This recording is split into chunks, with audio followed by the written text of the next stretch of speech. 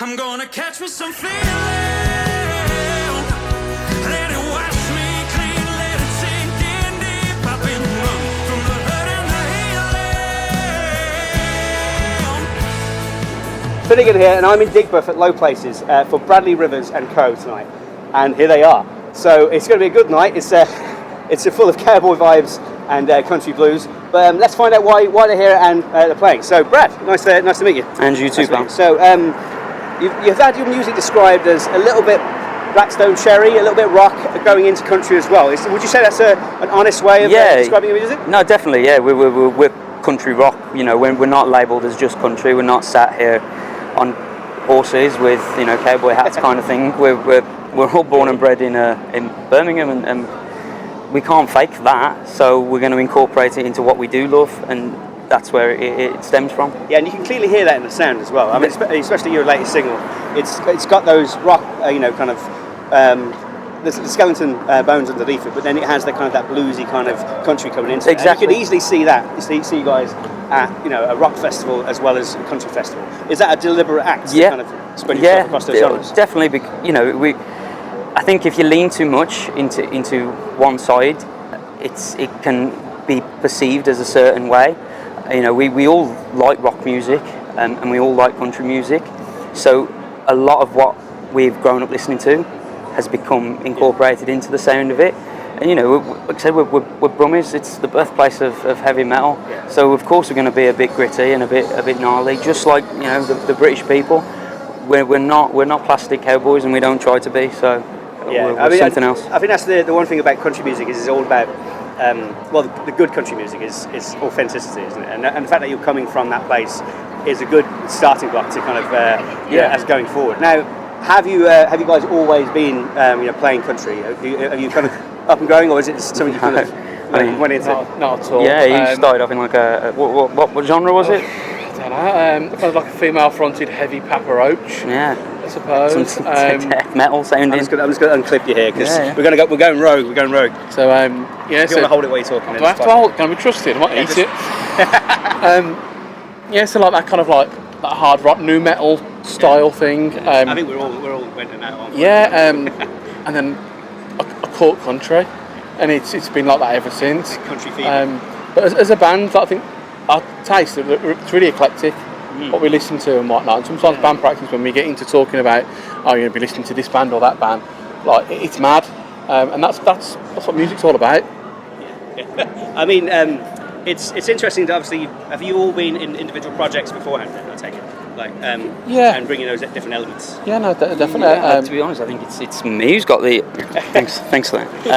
I probably have the least. And I get set times, so I'm just going to do a poll to then tag everyone. Set times, guys. Set times.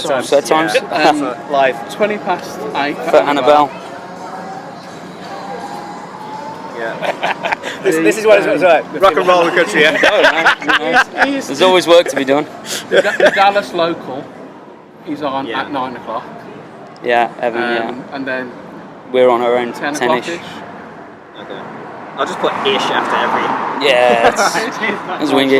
Thanks, Vince. There you go. Vince is a good guy. He is. No, they're great. They're a great bunch here. They've supported us from the get-go. Yeah. Oh, really? Okay. Because one of my main things is why I kind of tour like this is to try and hero places playing more live music, especially not massive venues, like the Institute and O2s and stuff like that. I think locks people out of music, whereas this place putting live music on, it's more accessible, and also more accessible to stuff like this country, which you don't see everywhere. No. So it's one of the reasons why I love places like this.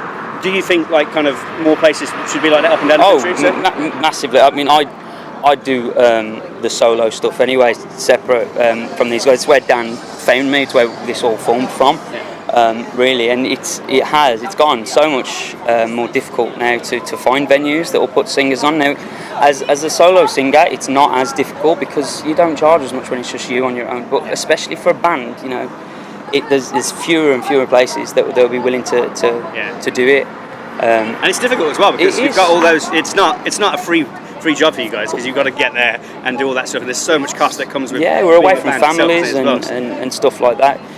So, and it's not down to the business's fault as such. It's more difficult because more and more places are having to close doors entirely, let alone just not put music on, it starts off having to cancel the entertainment, and then if leads on to the rest, which is unfortunate, but it's the state of the current affairs at the moment, which is Well, let's go back. Let's go on a happier note. Definitely. Let's go well, it makes good songs to write about, that's perfect segue too, because you've released, is it 2 singles so far? Yeah. And they're fantastic. They're catchy earworms. I mean, Thank you. As soon as I checked them out, they're on my playlist. So awesome. It's good stuff. Is this the sign of like an EP coming up, or even an album in the near future? We've got another song it's already ready to go, kind of thing. We've just kind of held off, getting ready for the gig and whatnot. But that is it's all ready to hit all the platforms. We've got a vinyl now that you can buy, which is crazy. So that's got our songs on the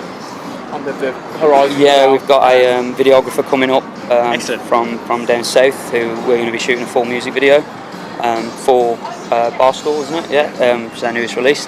So yeah, we've got songs in the pipeline.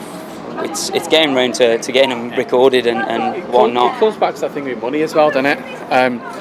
Studio time costs money. Now we do some of it ourselves, but we haven't got pish.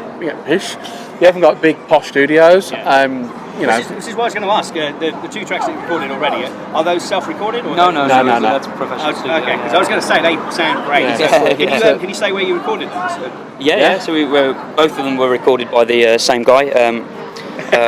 Thanks. Nice.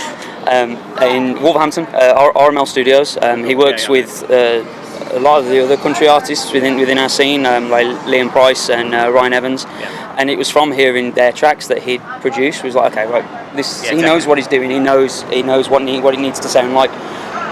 And from the first song when we recorded Catch Me Some Feeling with him, it was like, he works with and he's on the same wavelength with us. It's he's brilliant. almost like a sixth member of the band. Yeah, like, there's definitely. that much input that he's put really, in there. really talented guy. He's helped us develop as musicians as well.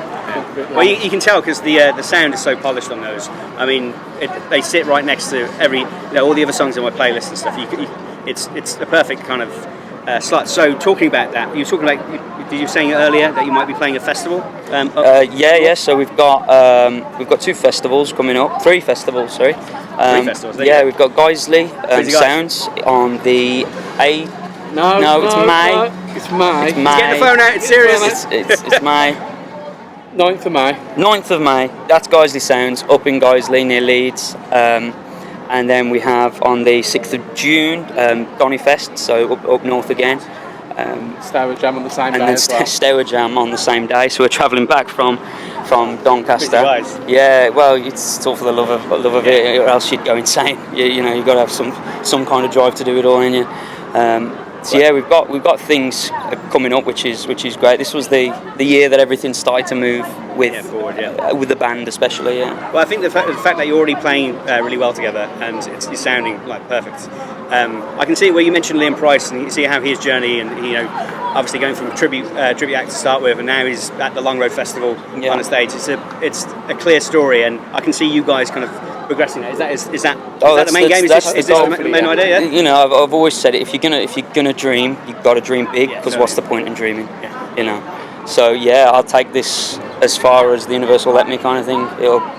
Why not? At least, I don't want to put negativity out there, but if it didn't, I ain't going to be lying there at 80 years old on my deathbed, kicking myself that I didn't try, because I know damn well that I'm going to give it my all. I think as well, without adding on to that, Your turn. Thank you. As long as we're having a good time, what I mean? As long as everyone that comes to our shows is having a good time, it's paramount. I forgot that, man. And I can't stand them. I forgot that, man. Yeah, it's country music. It's music that's about people. Yeah. It's about real stories and real hardships and real uplifts in life as well. Like Brad said, as long as the good time's still rolling, I'll go wherever it takes us. Yeah, and that's what's great about the 2 tracks that you've already put out is they're really relatable, and I can connect with them, and obviously the younger crowd that you've got in there, that's a full building already. So it's going to be interesting to when you actually get on the stage, because it's obviously going to be a really full. So I'm going to be squeezing in there trying to get a picture, and it's going to be fun. But yeah, you're obviously connecting with people, and that's obviously why people are turning up to this. So it's going to be 2026 sounds like it's going to be an interesting year for you guys, and it sounds like you're going to be really busy. Now, I'd love to catch you down that road again and see where you are in a couple of months, or at the next couple of gigs, and hopefully it'll be on bigger and better places. But this is it's a cool place, isn't it? You got to play in a dive bar. Yeah, it's exactly what your music's for. So, guys, it's been great talking to you, and thank you. I can't wish anything better for you, Kelman, because it sounds like you're already on the road. So, thanks. Thank you.